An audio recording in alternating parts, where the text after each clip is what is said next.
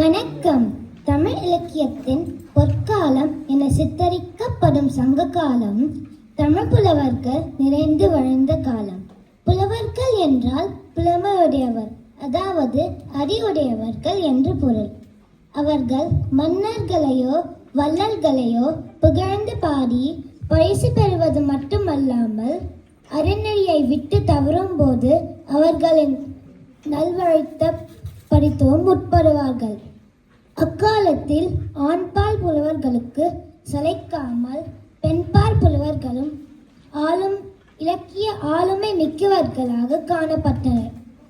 அத்தகைய சிறந்த புலவர்களில் ஒருவரான ஔவையாரை பற்றியும் அவர் வலியுறுத்தும் சில அறநெறிகளை எங்கள் வாகை குழுவின் மூலம் இன்று போய் நாளை வா என்ற தலைப்பின் கீழ் நாடகமாக நடிக்க உள்ளோம். அதை கண்டு களிக்குமாறு கேட்டுக்கொள்கிறோம்.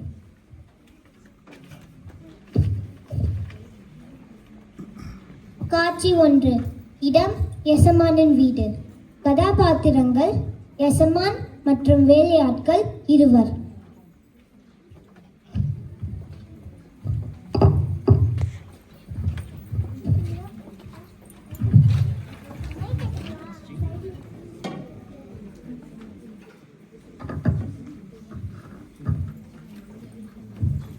இந்தாப்பா, சேர்த்து எடுத்து வைங்க.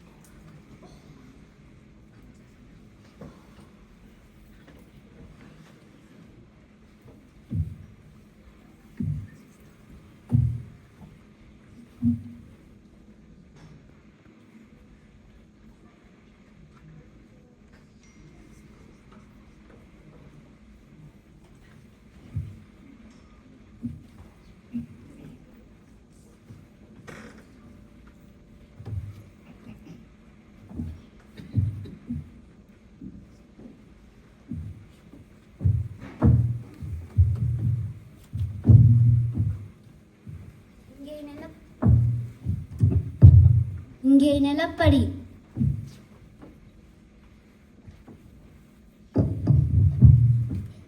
கட்டா ஊத்துருங்க.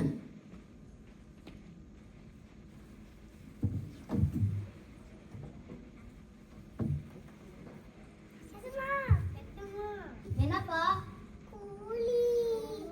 நான் என்ன எங்கேயாவது ஓடியா போயிருப்பேன்? எல்லாம் நாளைக்கு வந்து வாங்கிக்கோங்க.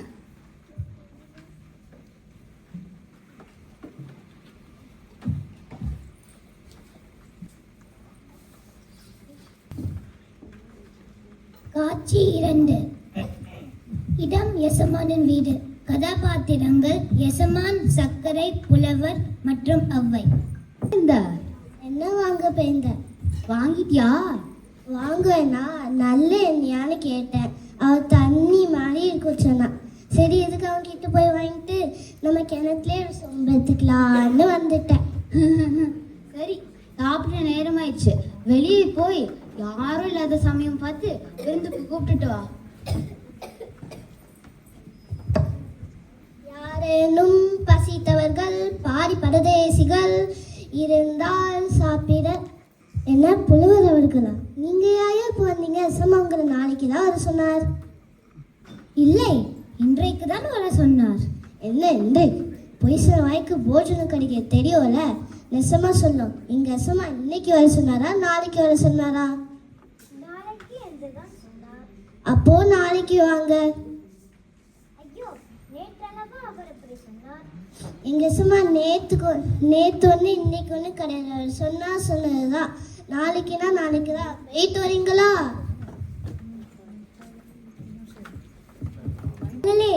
கண்ணியற்ற கல் நெஞ்சனே, ஆவலுடன் பாட்டை கேட்டாய். அள்ளி அள்ளி கொடுப்பதாக ஆசை காட்டி மோசம் செய்தாய். என்ன செய்வது? உன்னிடம் பணம் இருக்கிறது, உன்னிடம் பசிதான் இருக்கிறது. பணத்திமிடி பிடித்த வல்லலே, நான் ஏழை, எனக்கு உன்னை எதிர்க்க திறனில்லை. ஆயினும் நான் கற்ற தமிழ் என்றேனும் உனக்கு புத்தி கற்பித்தே தீரும். காட்சி 3. இடம் எசமானின் வீடு. கதாபாத்திரங்கள் எசமான், சக்கரை மற்றும் அவ்வை. பாடகி வந்திருக்காங்க. யாரு பாடகியா? ஆமா, ஒரு வயதான அம்மா. சரி, வர சொல்.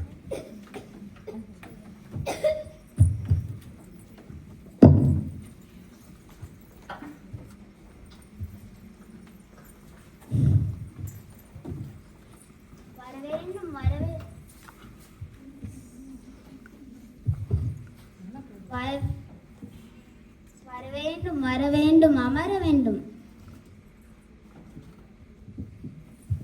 உங்களை போல ஒரு பெரியவர்களை இன்னைக்கு பார்க்க கொடுத்து வச்சது. அவங்க ரொம்ப நல்ல கவி பாடுவாங்க. அப்படியா? பார்த்தாலே தெரிகிறது. அம்மணி, தங்கள் திருவாக்கிலிருந்து நம்மை பற்றி ஒரு கவி. உங்களை பற்றியா? ஆளை பலவாக்க முடியுமா? ஆலை பலாவாகலாமோ, ஆலை பலாவாகலாமோ, அருஞ்சுனங்கன் வாளை நிமிர்க்க வசமாமோ, ஆலை பலாவாகலாமோ. நீல நிற காக்கை தன்னை பேசுவிக்கலாமோ, நீல நிற காக்கை தன்னை பேசுவிக்கலாமோ, கர்ணை இல்லா முகனை சீராக்கலாமோ, ஆலை பலாவாகலாமோ. நீரளவே ஆகும், நீரளவே ஆகும் நீராம்பல் தான் கற்ற நூலளவே ஆகும் நுண்ணறிவே, தவத்தளவே ஆகும் தான் பெற்ற செல்வம், தவத்தளவே ஆகும் தான் பெற்ற செல்வம், தவத்தளவே ஆகும் தான் பெற்ற செல்வம் மேலே, தவத்தளவே ஆகும் தான் பெற்ற செல்வம், குலத்தளவே ஆகும், குலத்தளவே ஆகும் குணம், ஆலை பலாவாகலாமோ. ஆஹா, என்ன பாட்டு! ஒவ்வொன்றும் கவிதை, ஒவ்வொன்றும் புலமை. சரஸ்வதி தேவி மனித உருவத்தில் வந்து பாடின பாட்டா? அம்மணி, தங்கள் கவிதைக்கு ராஜ்யத்தை ஈடாக கொடுத்தாலும் போதாது. என்னிடம் ராஜ்யம் இல்லையே. என்னிடம் இருக்கிறதை கொடுக்கிறேன், மறுக்காமல் வாங்கிக் கொள்ள வேண்டும். உங்கள் மனம் சொல்லில் தெரிகிறது. அட சக்கரை, இவர்களுக்கு நம்ம பெரும் பரிசு கொடுக்க வேண்டும். நமது யானை கொடுத்து விடுவோம். அம்மணி, நான் கொடுக்கும் யானையை ஏற்றுக்கொண்டு எனக்கு புண்ணியம் சேர்க்க வேண்டும். அந்த யானைக்கு மேல இருக்குல்ல, அது பேர் என்ன? முதுகு. அது இல்லைங்க, அம்பாரி. ஆமா, அது இன்னும் தயாராகல. அது நாளைக்கு தயாராகிவிடும். யானையை நல்லா குளிப்பாட்டி திருமணம் சாத்தி நீ கொண்டு வந்து நிறுத்த சொல். ஆகட்டுங்க அம்மணி, நாளைக்கு கட்டாயம். ஆகட்டும்.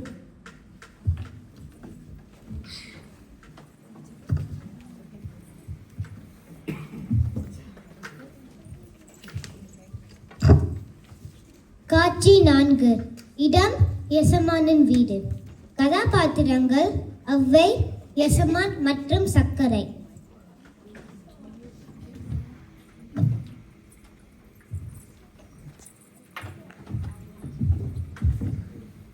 நேற்று நான் யோசித்தேன், யானையை கட்டி தீனி போடுவதென்றால் லேசான விஷயம் அல்ல.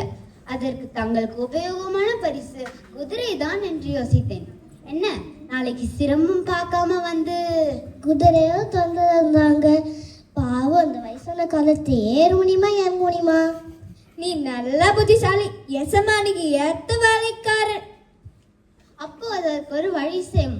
ஒரு எருமையாக கொடுத்து விடும், நிறைய பால் தரும். அப்ப நாளை வந்து வாங்கிக் கொள்ளவா? இருங்க சமா, எருமையும் சரிப்படாது. ஏன்? நம்ம எருமை இன்னும் கண்ணு போல கொடுக்குறதுதான் கொடுக்குறீங்க, வரட் மாட்டா கொடுக்க போறீங்க. இப்பவுமே நல்ல சேலே அத்து கொடுங்க, பாவம் கட்டிட்டு போட்டும். இன்றைக்கு சனிக்கிழமை, நாளை வந்து வாங்கிக் கொள்கிறேன். தங்கள் இஷ்டம்.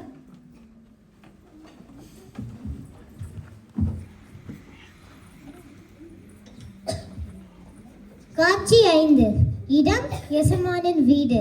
கதாபாத்திரங்கள் அவ்வை, எசமான் மற்றும் சர்க்கரை.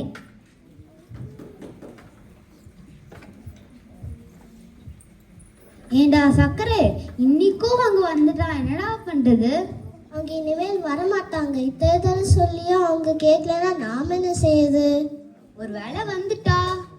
அதுவும் சரிதான்.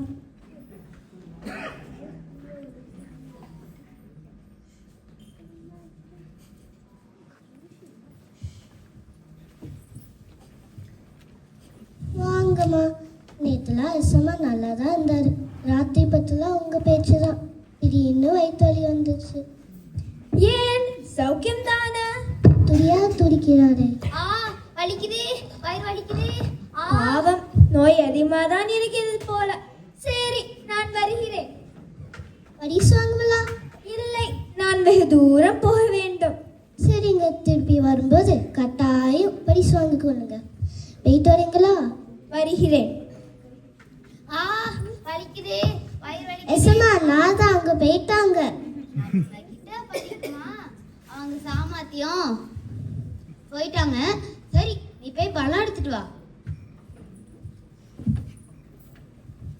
கரியாகி பரியாகி காரெருமை தானாய் எருதாகி முளப்புடவையாகி திரியாய் தேரைக்கால் பெற்று மிகத்தைந்து காலோய்ந்ததே கோரைக்கால் வள்ளல் கொடை.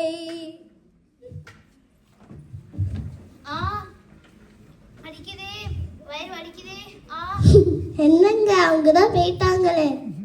உண்மையாதான்டா வலிக்குது. அந்த அம்மா தான் என்ன செஞ்சுட்டு போயிட்டாங்க. அவங்கள எதுவும் சொல்லாதடா. நான் போய் கூட்டிட்டு வரட்டுமா? வேணாம், நானே வேணாம். வலிக்குதே, வயிறு வலிக்குதே.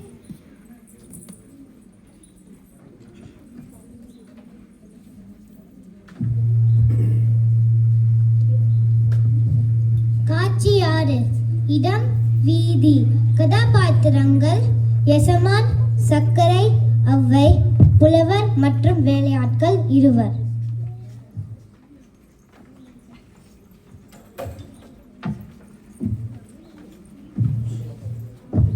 பாடுபட்டு தேடி பணத்தை புதைத்து வைக்கும் கேடு கட்ட மானிடரே, கேளுங்கள். கூடுவிட்டுங்கு ஆவிதான் போயின பின் யாரே அனுபவிப்பார் பாவிக்கால் அந்த பணம். வயிறு வலிக்குதே. தாயே, தங்கள் மகிமை தெரியாமல் எல்லோரும் போலே உங்களையும் அவமதித்து விட்டேன். இந்த கொடிய நோயிலிருந்து தாங்கள் தான் என்னை காப்பாற்ற வேண்டும். உன்னிடம் வந்த புலவர்களை நீ வாழ்த்தி அவர்களின் பாட்டை கேட்டு பசியை போக்காமல் அனுப்புகிறாய். நாளைக்கு என்று அவர்கள் நடந்த கால்வழி இன்று உனக்கு வயிற்று வலி ஆகிவிட்டது. உனக்கு அரிதான மனித பிறவி கிடைத்தது, அதை நீ உபயோகித்துக் கொள்ள மறுத்து விட்டாய். நல்ல கண்கள் கிடைத்தது, ஏழைகளின் கஷ்டத்தை காண மறுத்து விட்டாய். காது நன்றாக கேட்டது, தற்புகழ்ச்சியை தவிர வேறதாவது கேட்டதுண்டோ? ஐயோ, ஊனற்ற முதுகு கிடைத்தது, பாவ மூட்டையை தவிர வேறதாவது அந்த முதுகு சுமந்ததுண்டோ?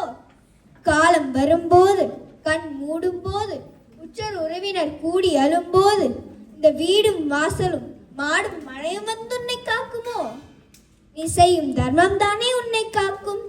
அதை நீ இதுவரை உணரவில்லை. இனியாவது உன்னிடம் வருபவர்களுக்கு நல்ல தான தர்மங்களை செய்து பொருளை பயனுள்ளதாக ஆக்கிக்கொள்.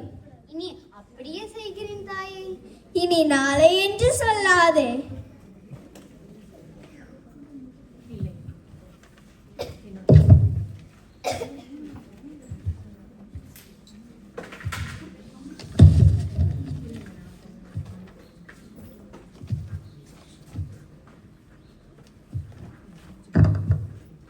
என்னங்க, எங்கள் நாடகத்தை பார்த்து ரசித்திருப்பீர்கள் என்று நம்புகிறோம். இந்த கதையின் மூலமாக நாம் சேர்த்த பொருள்களை தான தர்மங்கள் செய்து பயனுள்ளதாக்கிக் கொள்ள வேண்டும் என்ற அறநெறியை வலியுறுத்துகிறோம். இந்த நாடகத்தில் கதாபாத்திரங்களாக நடித்தவர்கள் ஔவையாராக பிரவீண ஸ்ரீனிவாசன், யசமானாக யானி விஸ்வநாதன், சர்க்கரையாக ஹர்ஷினி கோலப்பன், புலவராக மேக்னாசை மதன்குமார், வேலையாட்களாக கீர்த்திகா ஸ்ரீனிவாசன் மற்றும் முகிலன் விஸ்வநாதன். நன்றி, வணக்கம்.